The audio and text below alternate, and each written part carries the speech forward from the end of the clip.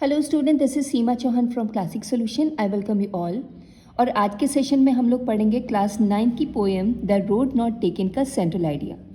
So students, before proceeding I want to request you कि अगर अभी तक आप लोगों ने मेरे चैनल को सब्सक्राइब नहीं किया है तो डू सब्सक्राइब द चैनल। और अगर ये वीडियो आप लोग के लिए ज़रा सा भी हेल्पफुल हो तो इसे अपने फ्रेंड्स के साथ में ज़रूर शेयर कीजिएगा। सो स्टूडेंट्स, इस वीडियो में मैंने आप लोग को सेंट्रल आइडिया लिखने का एक बहुत ही इजी और यूनिक वे बताया है। आप लोग एग्जाम में ज़रूर इस तरह से सेंट्रल आइडिया लिखिएगा। आई एम श्योर कि आप लोग अच्छे मार्क्स सिक्योर कर पाएंगे। तो किस तरह से लिखेंगे सेंट्रल आइडिया, आइए स्टार्ट करते हैं। सबसे पहले सेंट्रल आइडिया लिखते समय आप लोग लिखेंगे पोएम, ऐसे हेडिंग डाल करके कि किस पोएम का सेंट्रल आइडिया लिख रहे हैं। और पोएम का नाम मतलब उसमें जितने भी टाइटल हैं वो कैपिटल लेटर में लिखे जाएंगे, जैसे मैंने यहाँ पर लिखा है। इसके बाद में पोइट, उसके पोइट कौन है वो आप लिखिएगा। जैसे इस पोएम के पोइट हैं रॉबर्ट फ्रॉस्ट। फिर उसके बाद में राइम स्कीम लिखिएगा। उस पोएम की राइम स्कीम क्या है? इस पोएम की राइम स्कीम है A-B-A-A-B। और उसके बाद में सेंट्रल आइडिया स्टार्ट कीजिएगा। तो आइए देख लेते हैं इसका सेंट्रल आइडिया।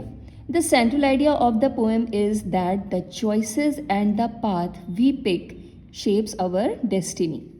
तो इस पोएम का सेंट्रल आइडिया ये है कि जो हमारी चॉइसेस होती हैं और पाथ, जो रास्ता हम पिक करते हैं, मतलब जिसे हम लोग चुनते हैं, शेप्स आवर डेस्टिनी, वही हमारे भाग्य को आकार देता है।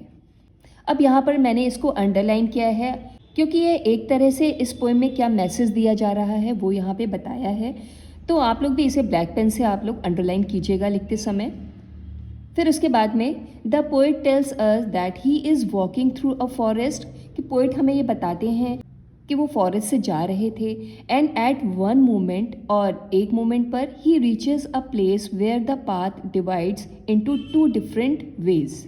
फिर एक मोमेंट पर वो ऐसी जगह पहुंचते हैं where the path divides into two different ways in different direction, जहाँ से पाथ मतलब जहाँ से रास्ता जो है वो दो डिफरेंट वे मतलब कि दो अलग अलग जगहों से डिवाइड होता है इन डिफरेंट डायरेक्शन, और अलग अलग डायरेक्शन में डिवाइड होता है।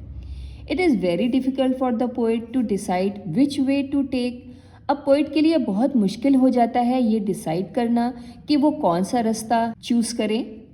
Eight length he decides to go one that is less walked.